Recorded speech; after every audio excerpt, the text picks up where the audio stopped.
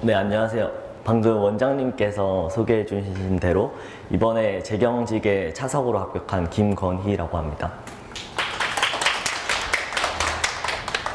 물론 원장님께서 이제 말씀하신 대로 살짝 조금 특이한 수험 생활을 하긴 했었어요. 물론 입학하자마자 바로 온 것은 아니고, 그러니까 1학년, 그러니까 남들로 치면은 1학년이 끝나고 난 다음에, 그러니까 학교 생활을 1년만 딱 하고 바로 그 다음 2학년을 하지 않고 바로 진입을 한 케이스고요. 그리고 직렬에 있어서도 그냥 두 직렬을 다 경험해 본 점에서 그래도 직렬 선택에 관해서도 조금 제가 좀 더 현실감 있는 조언을 드릴 수 있을 것 같아요. 그러면은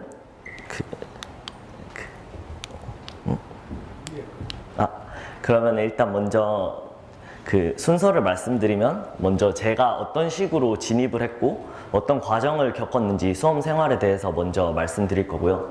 그 다음은 이제 아까 분명 원장님께서도 이제 학원 커리큘럼에 관하여 이제 설명을 해주신 것이 있지만, 약간 학원 측 입장과 또 이제 수험생이 느끼는 좀 더 현실적인 얘기들을 많이 해드리고 싶어서 학교 고시반인가 대학교 고시촌에서 공부하는 것이 나은지 그것에 대해서 좀 더 설명을 드리려고 합니다. 그 다음에는 또 많은 분들이 고민하시는 게 단과로 선택적으로 과목을 듣는 게 나을지 아니면 종합반 커리를 쭉 따라가는 게 나을지 고민하시는 분들이 많은데, 저도 종합반을 경험했기 때문에 이 부분에 대해서도 각각의 장단점에 대해서 설명드리고자 합니다. 그 다음 네 번째가 어떻게 보면 가장 많은 분들이 궁금해 하시는 것이 이제 제가 어떤 식으로 공부를 했고 어떤 마인드로 이제 수험 생활을 했고 또 어떻게 위기를 겪어냈는지, 또 답안 작성은 어떻게 했는지 그것에 대해서 간단하게 이제 설명을 드릴 거고요. 그 다음이 이제 하루 일과를 간단하게 대략적으로 제가 보여드리고, 또 어떻게 수험 생활에서는 어떻게 보면은 가장 중요한 게 제6과목이라도 저는 할 수 있다고 생각해요. 특히 고시 생활에 있어서는 멘탈과 건강이 중요하기 때문에 그건 또 어떻게 관리했는지 설명드리도록 하겠습니다. 그래서 먼저 저가 어떤 식으로 진입을 하고 이제 공부 과정이 어땠는지 한번 설명드릴 건데요. 저는 16년 2월 달에 고시촌을 일단 진입하게 됐어요. 그 진입하게 된 그때가 제가 21살이었으니까 진입을 하게 된 저의 동기는, 일단 남성분들의 경우에는 그때 보통 군대를 가거나 이제 뭐 다른 목표를 준비하는데, 저는 제가 하고 싶을 때 그때 약간 이 꿈에 불타오를 때 이 기회를 놓치기 싫어서, 물론 그 리스크가 크지만 그때 아니면은 다시 시들해질 것 같아서 그냥 과감하게 진입을 선택했어요. 그래서 이때 뭐 주변 학원도 상담을 했지만 이제 최대한 하루라도 더 빨리 마음먹었을 때 하고자 하는 생각에 상담을 2월 달에 받고 그 다음날 바로 등록해서 그 다음날 아예 짐을 다 꾸려가지고 상경을 했어요. 그 다음에 베리타스 종합반을 등록하게 됩니다. 그 다음 아까 원장님께서 말씀하신 대로 1차 시험부터 공부하는 시험이 아니에요. 2차 시험 공부를 하다가 1차 시험 기간이 되면 그제서야 이제 공부를 잠깐 했다가 1차 시험이 끝나면 다시 2차 공부로 이어지는 그런 과정을 밟게 될 건데요. 저는 이때는 12월부터 17년 3월 초까지 1차 공부를 되게 길게 했었습니다. 근데 이때 제가 길게 한 이유는, 물론 초시 때 저게 좀 과할 수도 있겠지만 저는 일단 제 나름대로는 이제 무조건 2차 시험장에 들어가서 제가 1년 동안 한번 감을 잡아보고 싶어서 최대한 병행을 하면서 좀 1차 공부를 오래 끌고 갔던 케이스입니다. 그래서 1차를 합격하게 되었고 2차 공부를 이제 6월 말까지 하게 됐는데, 이로써 저는 종합반 한 커리큘럼을 완벽하게 끝낼 수가 있었어요. 특히 한 완주를 한번 해본 것과 중간에 나갔다가 다시 공부를 반복한 것은 엄청난 효율 차이가 있다고 생각해요. 저는 1년 모든 풀코스를 한번 뛰어봤기 때문에 이때 나름 감을 잡게 되었습니다. 비록 불합격을 해서 그때 매우 마음이 아프고 이걸 다시 해서 될 수 있을까, 왜냐면 시험이 하도 어려운 시험이니까 그런 불안감도 있었지만, 제가 1년 동안 완주를 하면서 느낀 경험들을 가지고 오히려 직렬 변경이라는 제 1년 동안 느낀 점을 가지고 더 과감한 도전을 하게 되었습니다. 그래서 직후에 떨어지자마자 한 3일 만에 이거는 학원 한 번 더 다녀야 한다, 제 강하게 생각이 들었고 이제 부모님께 허락을 구한 다음에 바로 상경하여 다시 공부를 시작하게 되었습니다.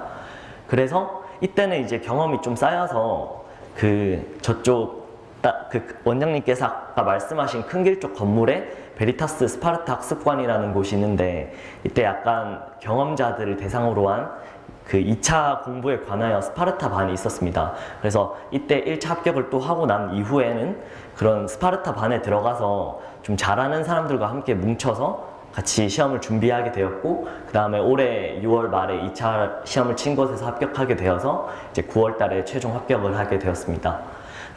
여기서 가장 궁금한 것들이 뭐 진입을 일찍 하게 된 이유인데, 뭐 그건 아까 제가 말씀드렸고, 이제 많은 분들이 걱정하시면서 또 궁금하신 게, 되게 많은 수험생들이 이제 기본 베이스를 깔고 이제 진입을 한다, 뭐 이런 얘기를 많이 들으셨을 거예요. 또 예를 들어 경제학과가 매우 유리하다, 뭐 그래서 관련 학과가 아닌 뭐 예를 들어 뭐 인문학부에서는 뭐 불리하다, 뭐 이런 그런 소리도 되게 저도 많이 들었었거든요.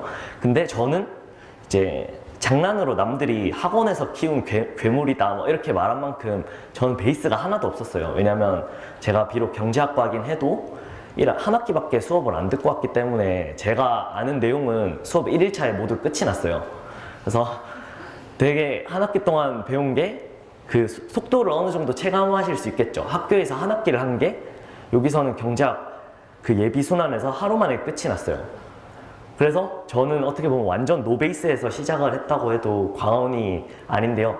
그래도 저는 충실히 이제 학원 커리큘럼을 따라가고, 또 제가 어떻게 현실적으로는 또 솔직히 그걸 4학년 마치고 온 사람보다는 제가 이해력이 떨어지는 것이 사실이기 때문에 좀 더 충실히 복습을 하려고 했고, 그래서 전혀 그 사람들에 비해서 뭐 결과도 그렇지만 과정에서도 크게 뒤처지지는 않았다고 생각해요. 그래서 그거는 큰 걱정을 안 하셔도 될 것 같아요. 그리고 직렬을 왜 바꾸었는가, 이것도 왜 사람들이 되게 그런 얘기를 많이 해요. 재경직이 뭐 훨씬 어렵다. 근데 어떻게 보면은 일본은 맞는 말이긴 한데, 이제 저 같은 경우는 아까 앞선 그 일행직 차석 분과는 다르게 저는 문과지만 되게 이과적인 성향이 강한 학생이었어요.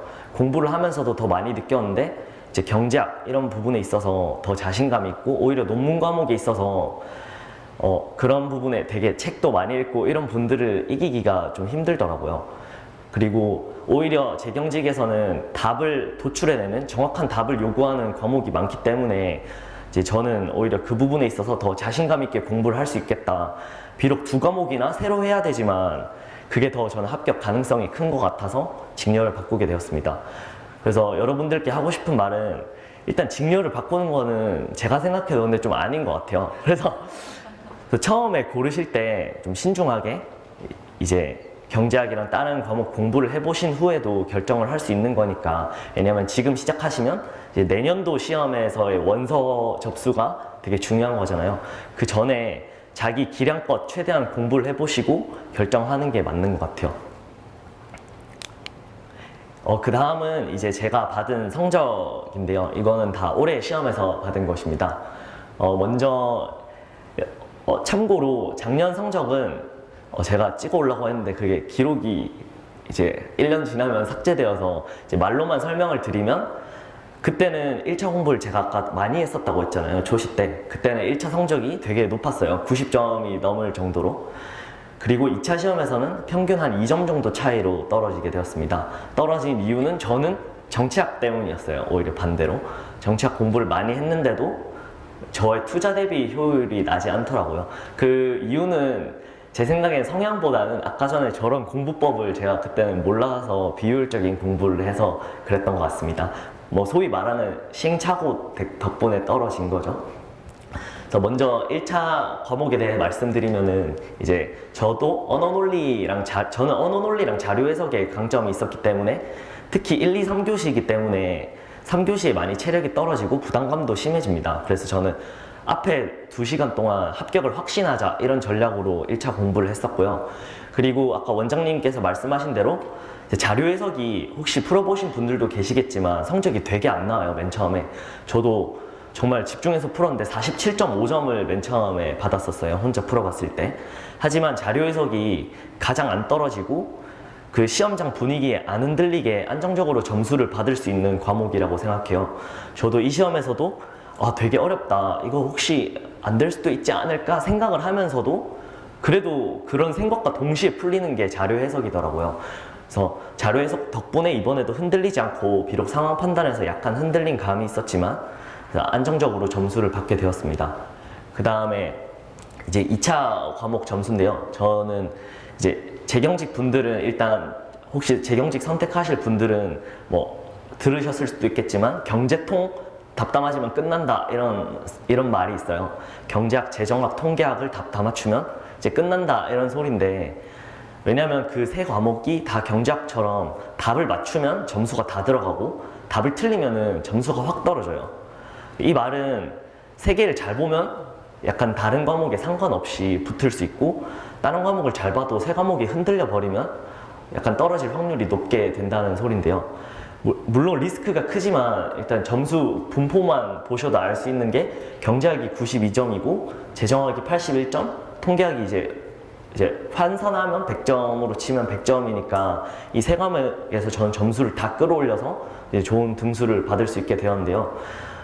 그래서 이런 것들은 앞으로도 이제 처음에도 어느 과목을 내가 신경 써야 하는지 문제 되겠지만, 이건 마지막까지도 많은 분들이 실수하시는 게, 이제 내 합격의 가장 중요한 과목이 무엇인가를 판단을 잘 못하는 경우가 많아요. 이게 시험 치기 한 달 전이라도. 저 같은 경우는 이 사실을 계속 머릿속에 되뇌이고, 시험 전 한 달 남았을 때 제가 경제학, 재정학, 통계학이 아무리 자신 있어도 하루에 최소 절반은 경제학, 재정학, 통계학을 하는데 시간을 보냈어요. 왜냐하면 여기서 실수하면 꼬여버리니까. 그래서 주관적으로는 다른 과목을 공부를 하는 게 맞다고 생각해도, 항상 객관적인 사실로 돌아와서, 그래, 근데 합격에 제일 중요한 건 뭐지? 내가 하고 싶은 공부보다 합격에 좀 더 다가갈 수 있는 공부를 끝까지 유지하시는 게 좋을 것 같아요. 뭐 일반 행정직 분들도 이제 좀 유념하셔야 할 게, 논문 과목 비중이 많지만 경제학은 잘 치면 이제 작년도 같은 경우에는 100점까지도 나온 게 경제학이거든요.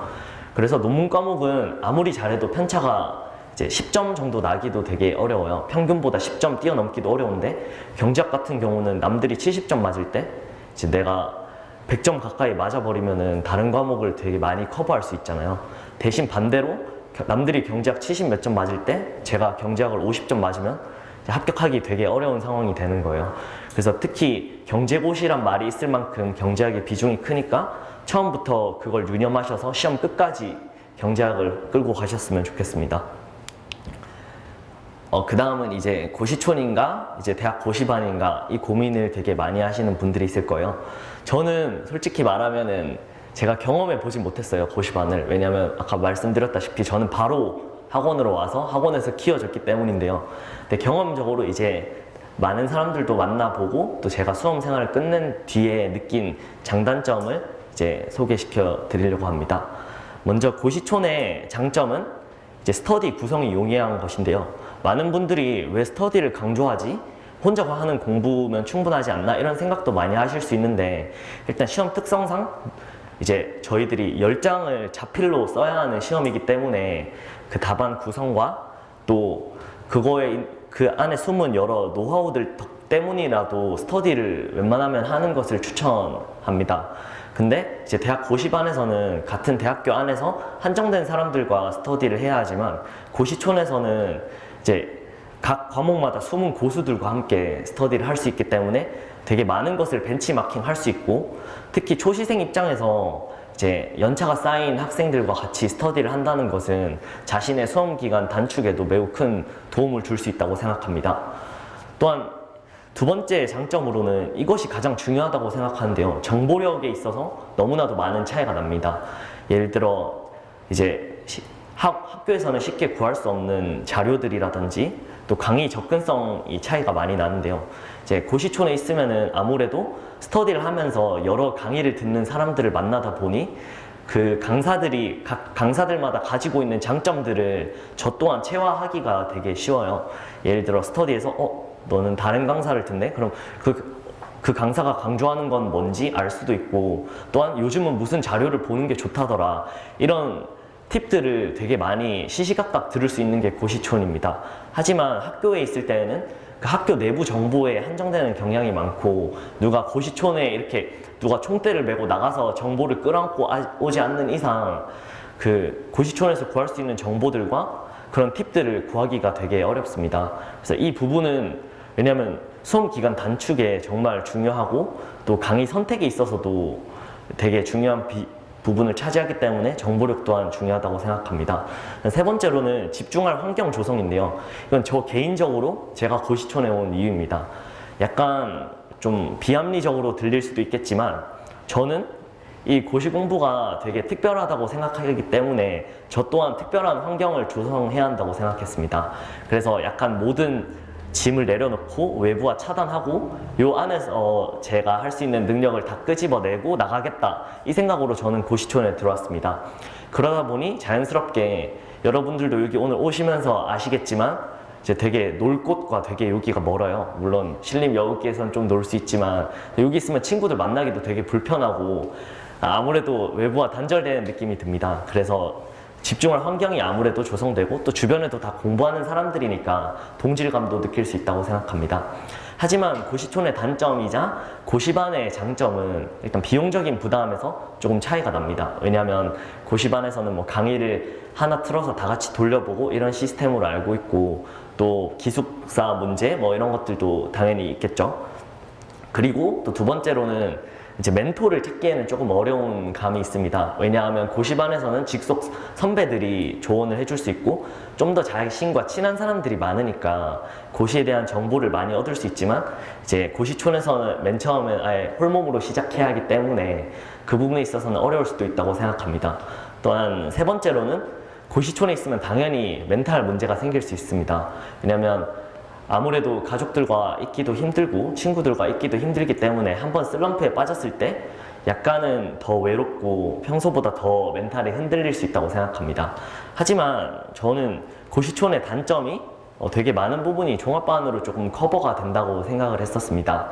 먼저 비용적인 부담은 이제 종합반을 등록하면은 제가 원하는 만큼 인강을 이제 제가 들을 수 있기 때문에 저는 제가 그러면 할인율을 제가 열심히 하는 만큼 할인받을 수 있다고 생각했기 때문에 그럼 비용적인 부분은 제가 많이 깎아버리자 이렇게 생각을 했었고요. 멘토를 찾기에는 어려운 정말 큰 단점이 있지만 이제 스터디 리더 분을 저는 개인적으로 잘 만나서 그분과 올해 같이 합격을 했습니다.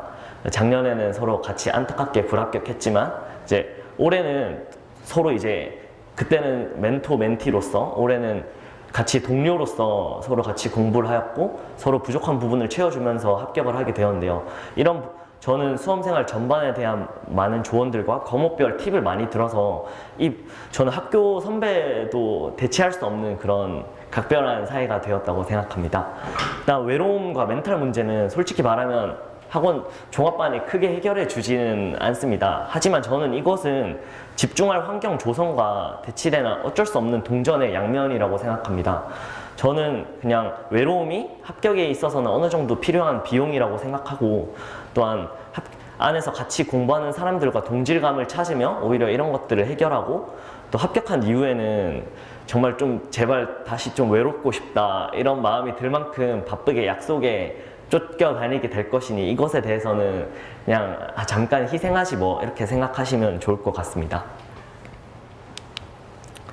그 다음에 이제 종합반과 단과의 차이점을 많은 분들이 아까 원장님께서는 비용적인 측면에서만 설명을 많이 드렸는데, 저는 할인 효과는 솔직히 크게 고려를 하지 않고 등록을 했습니다. 왜냐하면 할인 그런 비용적인 것보다 저는 단기간에 합격을 해야 비용이 더 절감된다고 생각하는 게 1년 더 하면 그만큼 똑같은 비용이 또 들기 때문에 차라리 약간은 돈을 더 줘도 저는 합격 가능성을 높이면 그게 더 절약을 한다고 생각하는데요. 근데 종합반의 다른 효과가 오히려 더 저를 끌리게 만들었던 것 같습니다. 첫 번째로는 내가 만들어가는 할인 효과라고, 종합반에서는 이제 제가 실제로 수강하지 않는 강의도 제가 원장님께 부탁을 하면 강의를 한 두세 개 정도 열어주십니다. 이것은 제가 단과반을 하면 절대 할 수 없는 선택이죠. 왜냐면 한 강좌당 40만 원 정도를 하는데 제가 그냥 한번 들어볼까? 라면서 120만 원을 결제하기는 좀 비현실적이겠죠. 하지만 저는 어느 강의가 더 좋지? 뭐 이럴 때도 들어보고 또 짜투리 시간이 남는데 이때 이걸 한번 들어보면 어떨까? 이런 마음으로도 들어보고 이런 식으로 저는 강의를 최대한 많이 수강하면서 더 부가적인 할인 혜택을 제가 극대화시키려고 노력했습니다. 예를 들어 아까 1순환을 들으면서 이해가 잘 안 되면 2순환을 열어서 좀 더 심화 과정을 찾아보기도 했고 또 경제학을 들으면서 행정학을 하루에 한두 시간은 공부해보고 싶어 이럴 때도 그 강좌를 열어달라고 부탁하여서 그래서 그것도 같이 병행하면서 공부를 했습니다. 이러한 많은 경험들이 제가 초시 때 이런 것들을 되게 압축적으로 강의를 많이 들어서 제가 제시 때는 이제 혼자 공부할 수 있는 시간을 굉장히 많이 확보를 했어요. 왜냐면 강의는 들을 만큼 이미 다 들어봤다. 이제는 내가 어떤 걸 공부해야 할지 확실히 안다. 이런 확신이 섰기 때문에 이제 2차 다시 공부할 때는 오롯이 저에 더 집중을 하면서 합격 확률을 높였던 것 같습니다. 다음 두 번째로는 이제 스터디 리더를 멘토로 만나는 것인데요. 제가 초시 때 엄청 궁금한 게 많잖아요. 생활 습관 하나하나부터 이럴 땐 어떻게 해야 하죠? 저럴 땐 어떻게 해야 하죠? 이때 스터디 리더 누나가 저에게 이럴 때는 이렇게 해야 한다, 저럴 땐 저렇게 해야 한다, 그리고 너 지금 잘하고 있어? 근데 이거는 조금 고쳤으면 좋겠어, 이렇게 저한테 조언을 해주셨기 때문에 제가 딴 길로 새는 것을 최대한 그분이 막아주셔서 합격 확률을 더 높여줬다고 생각합니다. 다음 세 번째는 지속적인 경쟁과 케어인데요. 이건 다들 이미 아시겠지만 종합반이라고 모두가 합격을 하는 것은 아닙니다. 하지만 종합반 안에서 이제 선두 그룹에 들려는 이제 욕심만 있으면은 합격 확률을 더 높일 수 있다고 생각합니다. 종합반에서는 지속적으로 시험에 대해서 이제 아까 사진에서 본 것처럼 시험 성적이 높으면은 저기 앞에다가 복도에다가 그거를 성적표를 걸어두게 됩니다. 저는 최대한 그래도 높은 등수를 유지하려고 선의의 경쟁에 적극적으로 참여했고 뭐 그 과정에서 이제 원장님께 장학금도 받고 장학금 받은 걸로 책도 사고 뭐 그걸로 같이 공부하는 사람들에게 한턱 쏘면서 더욱더 즐겁게 공부를 했던 것 같습니다. 그리고 하필 제가 가끔 이제 슬럼프에 빠질 것 같을 때나 좀 자만감이 들 때 저보다 훨씬 잘하시는 분들의 성적을 보면서 내가 뒤처지면 안 되지, 내가 잠깐 방심했구나 하면서 긴장감을 끝까지 유지할 수 있었습니다. 이것은 초시 때뿐만 아니라 제시 때에도 어느 정도 자신감이 붙었을 때에도 제 주변 스파르타반 주변에 고수들과 같이 공부해서 이제 긴장감을 시험 직전까지 끌고 갔던 것 같습니다. 그 다음에 원장님께서도 지속적인 케어를 해주시는데요. 네, 이것은 물론 제가 드릴 수 있는 개인적인 팁은 원장님을 좀 자주 찾아봤으면 좋겠습니다. 저 같은 경우는 제가 하고 있는 공부 과정이나 요즘에 어때요? 이런 것들을 원장님께 쓰잘데기 없는 질문까지도 만들어서 가서 지속 컨택을 하려고 했습니다. 왜냐하면 학원 측에서도 학생들의 성적을 일일이 확인하고 그것에 대해서 피드백을 해주기 때문에 제가 잘하고 있으면 원장님 저 요즘 잘하고 있습니다. 제가 못하고 있으면 원장님 요즘에 이 과목이 조금 힘든데 뭐 열심히 해보겠습니다 하면 학원 측에서도 최대한 신경을 써주시기 때문에 지속적인 케어를 받을 수 있습니다. 또 원장님께서 틈틈이 고기도 사주시고 또 이렇게 약간 친목을 도모할 수 있는 자리도 마련해 주시기 때문에 그런 외로움은 좀 반감되고 좀 같이 협력할 수 있는 확률은 더 높아진다고 생각합니다. 그 다음에 이제 수업 노하우에 대해서 설명드릴 건데요. 먼저 공부 방법에 대해서 설명드리겠습니다. 이제 하루 루틴 및 시간에 관하여 말씀드릴 건데요. 일단 이거는 개인차가 있겠지만 그래도 고시 공부를 시작한 이상 저는 하루에 최소 10시간은 공부를 해주셨으면 좋겠어요. 뭐 333이라 해서 원래 아침 3, 점심 3, 저녁 3 이렇게 말하는데 이제 저는 아침이나 저녁 중에 하나는 시간을 좀 더 늘려서 10시간 정도는 해주셨으면 좋겠습니다. 뭐 저는 떨어진 직후에 이제 분노의 공부를 할 시즌에는 하루에 13시간, 뭐 14시간을 한 적도 있는데 그때 물론 그걸 계속 이어나가진 못하지만 그때 한 2달 정도 그렇게 한 것이 성적을 올리는데 매우 큰 도움을 줬던 것 같습니다. 그 다음에 저의 스타일에 대해서 말씀드릴 건데요. 물론 이것도 제 주관적인 의견이지만 저는 빨리빨리 스타일이었습니다. 왜냐하면 고시 공부의 양이 하도 방대한 만큼 진도가 안 나가는 것에 대해서 되게 지루함을 많이 느끼실 수 있어요. 뭐 시중에 대학 원서만 보셔도 알겠지만 책 한 권이 두께가 이 정도 되고 그걸 다 보는데 강의를 들으면 한 30일 정도가 아까 전에 말씀하신 24일 정도가 걸리잖아요. 하지만 복습을 할 때 저는 이해가 다 안 되더라도 웬만하면 반으로 줄여서 한 12일 정도의 진도를 한번 돌리겠다. 아니면 24일 동안 차라리 2번을 보겠다. 이런 식으로 저는 빨리빨리 스타일이었고요. 시중에 뭐 경제학 문제집도 뭐 600문제 이렇게 수록된 것이 있습니다. 600문제를 다 풀려면 정말 어마어마한 시간이 걸리고 그 과정에서 안 해야겠다 하면 1번부터 200번까지만 계속 반복하겠죠. 저는 그러면 5의 배수만 푼다 이번에는. 그래서 1번, 6번, 뭐 11번 이렇게 문제를 풀어 나가고 최대한 한 바퀴 돌리는 즐거움을 많이 느끼고자 했어요. 내가 또 한 바퀴 다 했다. 또 한 바퀴 다 했다. 이렇게 하시다 보면 점점 속도가 빨라져서 그 대망의 시험 전날에 하루 만에 1회 독이 가능한 수준까지도 도달하실 거라고 생각합니다.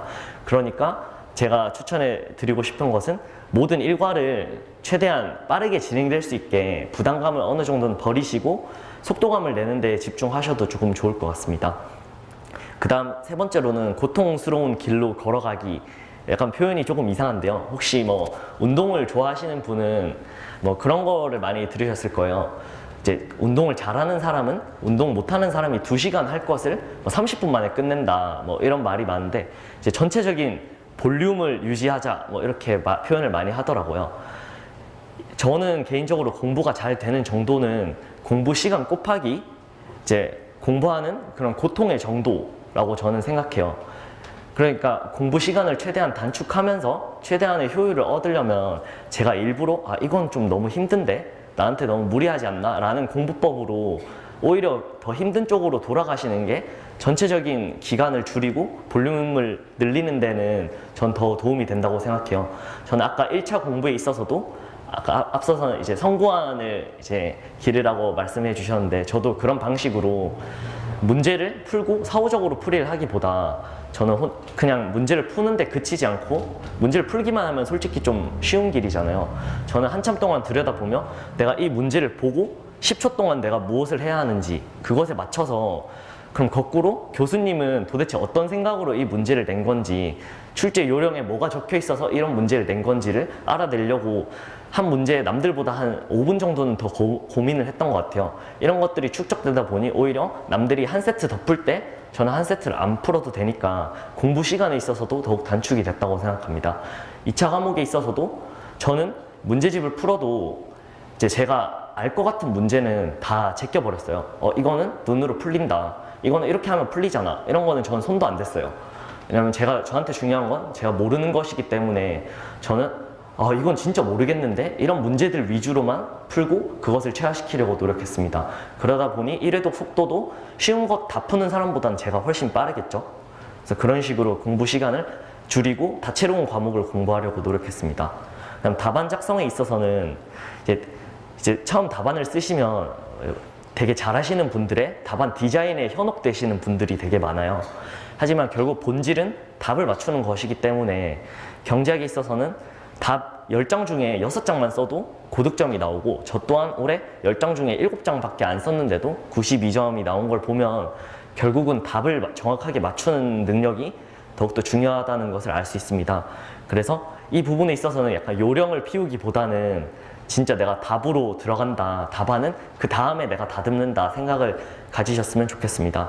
그리고 과목별로 답안 틀 만들기는 이제 논문 과목과 비논문 과목 이렇게 구분이 되는데 비논문 과목의 경우는 조금 더 답에 신경을 많이 쓰셔서 디자인 뭐 이만하면 됐지 이런 생각으로 저는 답안 틀을 미리 작성을 했고 논문 과목의 경우에는 이제 저는 논문 과목에 좀 많이 어려움을 겪어서 최대한 이과스러운 답안을 작성하려고 노력을 했어요. 이렇게 길게 글이 화려하지 않더라도 완전 팩트만 전달하자. 교수님이 보고 얘 글은 왜 이렇게 재미없어. 하지만 답은 맞네. 점수 이 정도라도 줘야지. 이렇게 저는 득점을 하려고 저만의 답안 틀을 만들어 놨었습니다. 그래 여러분들도 전략적으로 답안 틀을 하나 이제 기준을 하나 만들어서 그것에 끼워 맞추시면서 다른 내용을 첨가하셨으면 좋겠습니다. 그 다음은 학원에서 짜주는 스터디라든지 외부 스터디를 통해서라든지 또 아까 수업을 하면은 제일 잘 쓴 사람의 답안을 최고 답안으로 나눠주는데 그것을 벤치마킹 하셔서 저것 중에서 이거는 내가 채택해야겠다 이렇게 따라가셨으면 좋겠습니다. 그 다음에 수험 생활에 있어서는 이제 선순환을 만들자, 이게 되게 이상하게 느껴지실 수도 있을 텐데요. 저 같은 경우는 이제 한번 잘했을 때 그 기분을 느끼고 싶어서 더욱 열심히 하게 되는 동기가 강하더라고요. 그래서 저는 2월 달에 들어오자마자 원장님께서 아까 헌법은 2주만 해도 되는 별로 안 중요한 과목처럼 말씀하셨지만, 저는 그 과목부터 잘해야 다른 과목에서도 제가 잘할 수 있다는 생각에 2월 달에 헌법에서 나는 95점 100점 맞자 이렇게 내부 평가에서 그 각오를 가지고 임했고, 헌법에서 좀 좋은 성적을 받은 게 결국은 끝까지 유지가 됐습니다. 경제학에서도 나 그럼 또 잘해야 돼, 경제학 어느 정도 점수가 나오면 힘도 나고 내가 공부한 만큼 성적이 나오는구나를 얻고, 또 다시 다음 과목에 또 열심히 임하고, 이게 중간에 깨질 때도 있지만 다시 그 선순환을 만들려고 저는 더 열심히 그 스타트를 잘 끊으려고 노력을 했습니다. 그래서 여러분들도 시작하면 물론 시작은 안 중요할 수도 있지만 그때 갈리는 그 기분이 끝까지 수험 기간 가기 때문에 설령 내가 못 봤더라도 더 치열하게 공부를 해주셨으면 좋겠고, 처음부터 독하게 해주셨으면 좋겠습니다. 그 다음에 저는 계획적인 휴식이 굉장히 중요하다고 생각합니다. 충동적인 휴식은 저는 기분이 되게 나쁘더라고요. 왜냐하면 한번 휴식을 하면 효율이 올라가는 게 아니라 오히려 기분이 나빠서 해야 할 일을 못했다는 죄책감에 다음 날에도 효율이 떨어지는 것을 저는 발견했습니다. 그래서 차라리 좀 넉넉하게 자신에게 휴식 시간을 줬으면 좋겠습니다. 저는 시험 직전 3달 전까지도 일주일에 하루는 낮잠 데이, 일주일에 하루는 늦잠 데이, 이렇게 날짜를 다르게 해서 최대한 쉴 수 있도록 시간을 만들었었습니다. 그리고 세 번째는 자신에게 엄격하되 용서를 하자.